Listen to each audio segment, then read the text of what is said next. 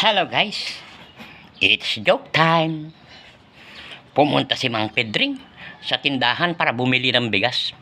Pagdating sa tindahan, sigaw siya, pabili po ng 3 kilong bigas. Walang sumasagot. Nilakasan niya ng konti. Pabili po ng 3 kilong bigas. Wala pa rin sumasagot. Walang tao sa tindahan. Abay, lalo niyang nilakasan. Pabili po ng 3 kilong bigas. Biglang lumabas yung tindera. Abay, galit na galit. Sabi niya, "Hoy, Pedring, kung makasigaw ka, wagas ah. Anong palagay mo sa akin? Bingi. Andali, kukunin ko yung binibili mo." Wala. After 5 minutes, bumalik yung tindera. "Oh, eto yung binibili mo.